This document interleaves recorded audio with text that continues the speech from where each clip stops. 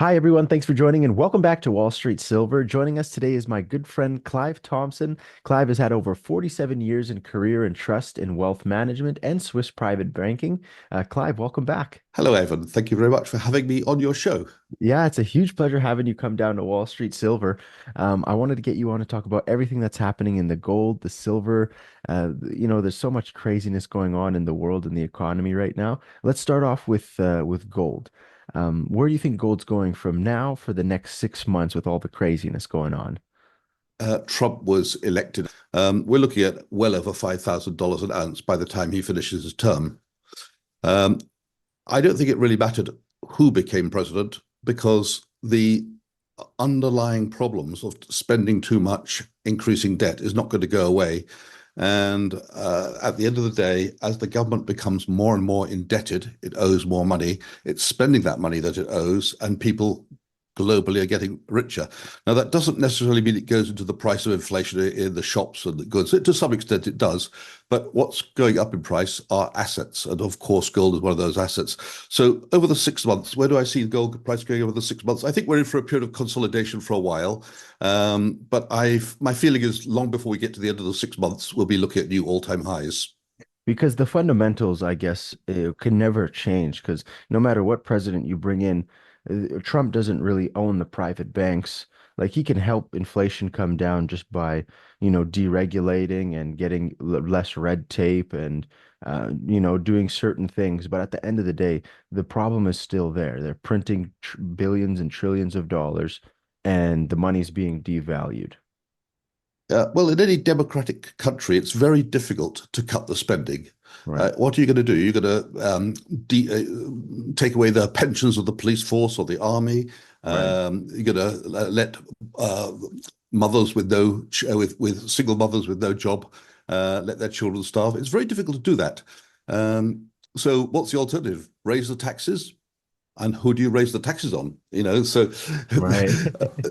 are the turkeys going to vote for Christmas? Yeah. I think the deficit continues to grow, and that's not just me saying it. The Congressional Budget Office is showing that the deficit is set to grow considerably faster than it's grown in the past, and that the level of debt will be increasing faster than the economy as a whole, faster than GDP. So that's a situation which can only go on until it stops, and at some point it does stop. And those who are holding tangible assets, whether it be gold, silver, or property, or companies, businesses, or other tangible assets, will still have those assets after the music stops. But if you happen to be earning fiat money when the music stops, it's not going to buy as much, or maybe nothing at all. There's about $15 trillion worth of physical gold in the world sitting there costing money rather than being used. Is just absolutely insane. Monetary Metals is bringing gold back into the financial world, putting gold to productive use right now. The problem with gold, of course, in physical form is that it's heavy, it's cumbersome, it's not particularly easy to ship, and it costs money to store in a protected manner. This platform Monetary Metals created is a proven concept and allows gold to be put to productive use. So instead of sitting there costing you money, it's actually in use earning you money. Learn how you can earn 2 to 5% in our leasing program and how accredited investors can earn up to 12% on silver paid in silver. This advertisement is not investment or financial advice. Minimum investment applies. So my advice is don't have all your eggs in the fiat basket. Yeah, I absolutely agree. Do you think they can just eventually, Clive, just keep kicking the can down the road like what they have been doing? Like, let's say the US dollar does see some turmoil in the next 3 to 4 years. What happens when they can just keep kicking the can down the road? How long can they kick it for? Well, the answer to that is potentially a very long time, Right. but you never know what's around the corner. We have these black swan events which creep up on us unexpectedly and surprise us. So, what's the next black swan event going to be? We don't know. Is it going to be a natural disaster? Is it going to be a war? Is it going to be a pandemic? Is it going to be a financial crisis of some sort? Is it going Right. to be a currency crisis? These things can happen out of nowhere, and when one does, it could be a good excuse for the government to say, right, that's it, we've got to do something. And in general, you're not going to be the winner if you're holding the fiat because there's going to be a lot more of whatever replaces your fiat in existence. Right. But your gold bar is still going to be a gold bar. Your ounce of gold is an ounce of gold. It's not going to change. It's going to keep its buying power. Yeah, absolutely. What do you think a world looks like with $5,000 gold? Do you think the US dollar is going to be severely hit? Do you think we'll be at the same level with $5,000 gold in 4 years as a possibility? What does the world look like with that? We're going through a period of dollar strength at the moment in the last few days. Um, that can continue for some time. Obviously, what Trump is proposing to do, and the market believes it, he's proposing to impose tariffs on foreign goods entering the United States, and very, very high tariffs. Hmm. Now, if and I don't think this will happen in the way he's describing, but if it does happen, and if the market believes it will happen, that means Americans will buy less foreign goods, which is good for the dollar. And historically, a strong dollar isn't that good for gold. But first of all, I don't think the heavy tariffs that he's talking about are going to come about in the way he describes. There's going to be a lot of to and fro and negotiations and deal making on that side. Tariffs are very bad for world trade, very bad for every country in the world, not just the United States. But if we look at the United States, it's bad for the consumer of the United States because the cost of everything you buy is going to be higher. If you can't buy cheap Chinese goods, you're going to be paying more for American manufacturers' goods. That's, in a certain sense, inflationary in dollar terms. Yeah. Um, but I don't think we're going to get these very high tariffs which are being talked about. And I think this temporary strength of the dollar will turn around, particularly when people start to realize that the budget deficit, which is continued to the deficit, the overspending is continuing to expand. So I do think that we're going to see we'll get to a situation where the dollar stops rising and starts falling, and then that will be good for gold at that point. And I think that's within the next 6 months. Yeah, absolutely. Yeah, what's the biggest concern that you're having right now, Clive, in I guess, what you're looking at, the economy, whatever it is, what's your biggest concern in the world right now? Well, I think we've got this geopolitical situation going on with Russia.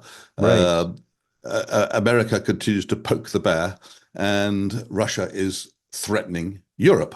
Not right. threatening America, really. It's threatening Europe. They're saying we've got some big bogs. You've got small countries with a lot of people in them. Continue poking the bear and watch out. Yeah. So I think that's a big worry, and I'm hoping and praying that Trump can do what he says he can do, which is end the Ukraine war in a day.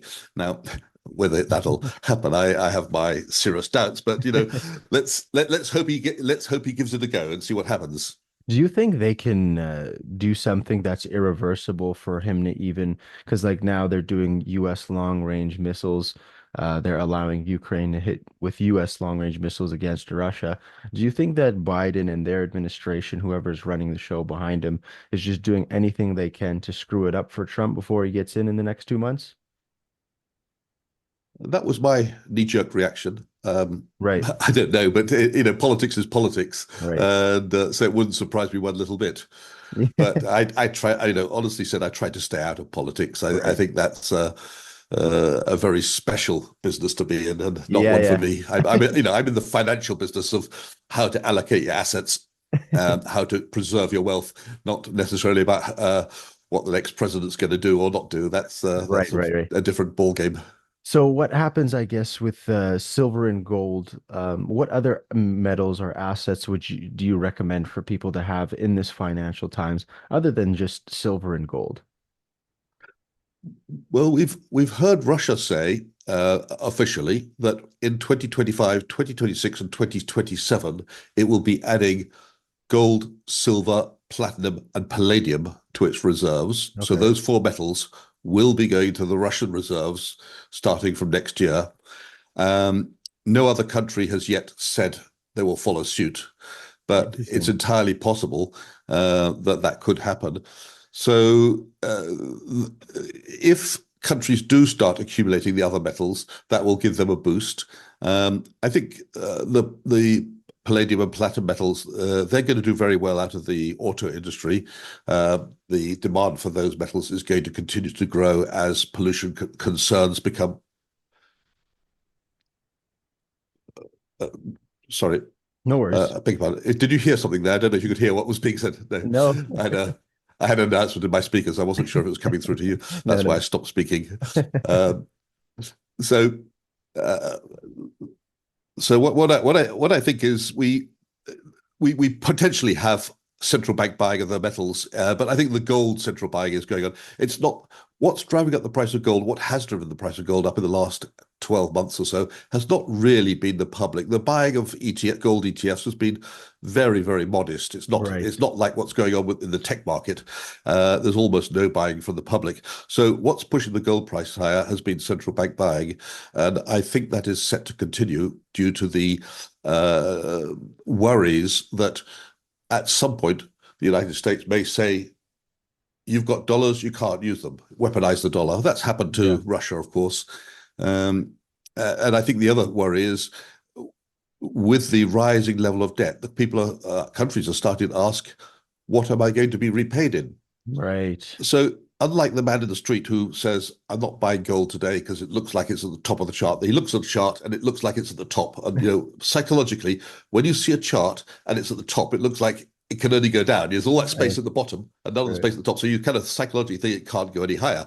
But of course, we mustn't forget, gold over the last 6,000 years has made thousands of all-time highs, and it will continue to do so. But people don't think like that. They look at the chart and say, that's it. It's reached the top. It can't go any higher. So I Right. don't think, but I don't, so I don't think the public at large are buying. But central banks, they don't care. They say, we can print money. It doesn't matter what the price is. We can print money and buy gold. And what we're going to do over time is we'll have more gold and less US treasuries in our reserves, just in case. We might be friends with the United States. Take Japan, for example. They're good friends with the United States, but are they buying more treasuries? No, they're reducing their treasury exposure because they're not sure if what they're going to be paid in is actually going to buy something down the line. Yeah. You know what's funny to me? I think now central banks are just big. They're gold bugs. They're bigger gold bugs than us. Yeah. They're buying And, all the and, gold. and maybe just turning to silver. Um, there's not a lot to say about silver other than what's been said over and over again. The demand for silver in the electronics industry is rising rapidly. It's about 20% increase in silver demand inside the electronics industry, which is a major Wow. consumer of silver. It's got to the point where 2 years ago, the consumption of silver exceeded the mined supply, and that gap widened last year. It's set to widen this year, and according to all the forecasts, it's set to continue widening in the future. That's for two reasons. One, because it's very difficult to increase the supply of silver, which has Yeah. in fact been going down from mine supply over the last decade, because most of the silver which is actually coming into the marketplace is coming from mining other metals like It's a copper. byproduct. Silver is just a byproduct. Is Yeah. Yeah, and the other reason is it's almost unthinkable that we'll have less electronics next year than we had last year. No. So, to my mind, that gap between mine production and consumed production is going to widen, and the way you fill the gap between the supply deficit is by recycling silver. But to suck that silver out of my coin collection or out of my granny's candlesticks, you need a higher price. I'm not Right. about to sell my coins. I'm not about to sell my coins at $30 or $40. I need a much, much higher price when When I'm going to think about should I cash in or not. do you think the people all around the world who are silver stackers and silver bugs, do you think right when it hits 50, 60, they'll start unloading their silver? When do you think, what's that number that you'll start seeing massive people start selling their silver? Everybody has their price. Right, yeah. Yeah. So, and that price is different for each person. There are the people who will hold it till the day they die, and their grandchildren and their children, the grandchildren will keep holding it. And there are others who say, if I've made 10%, I'm out of here. Right, right. But I think if you're buying physical gold or physical silver, you're buying it to keep. Yeah. If you want to, these things are great metals to trade with, but to do that, you want to be using the ETFs or the futures or the contract for differences sites where you can Right. trade on a second by second basis. And if you're good at it, you can make a lot of money if you know what you're doing. I wouldn't do it myself because I don't know what I'm doing, at least not in that area. But Yeah. At least I don't have that level of confidence that I can do it. But I know there's lots of stories of people who are making a lot of money. They buy every time it drops a couple of dollars, they buy, and rises a couple of dollars, they sell, and they think they're good at it. Yeah. I'm sure they are. But if you're buying physical metal and popping it into your safety deposit box or burying it in your garden or perhaps keeping it under your pillow, that's for keeps. It's not the sort of thing where you buy it today and then walk back to the coin shop and try and get a higher price tomorrow. Because No. don't forget, when you buy physical, you're paying a premium over and above the spot price for the manufacturing cost, for the distribution cost, for the beauty, for the fact that the guy's got a shop and he's got to pay rent. And there's, of course, there might be taxes, VAT or something in some countries. So you've got all these costs Right. going into the purchase, which means you can't literally walk into a coin shop today, see the price rise a couple of dollars and walk back in the next day and expect to get what you paid for it. It won't happen. It's for Right. the long term. Yeah, yeah, it's always for the long term. And I think that's the smartest way. If you're getting physical silver and gold, just keep it for the long term. Unless, of course, if there's emergency and you really need something, then that's for there for if you need anything for safety. But Clive, it's such a huge pleasure having you come down to Wall Street Silver. Like every time you come down, it's such a breath of fresh air. I want to thank you so much. I want to thank everyone who's watching Wall Street Silver. Please hit the subscribe button and but where can we follow you, Clive? I want people to follow you. Is it just LinkedIn or I'll put the links in the Yep. description below. Yeah, I'm not doing anything for money. I don't have any products to sell, but I'm very happy to answer your listeners' questions on LinkedIn. It's the only way to contact me. That's perfect. Everyone, I highly recommend to go follow Clive down below. I'll put the link in the description below. Check out his LinkedIn. It's yeah, incredible wealth of knowledge. But thank you so much, Clive, for coming down to Wall Street Silver. Huge, huge pleasure. Thank you, Ivan. Thank you for having me. Talk to you soon.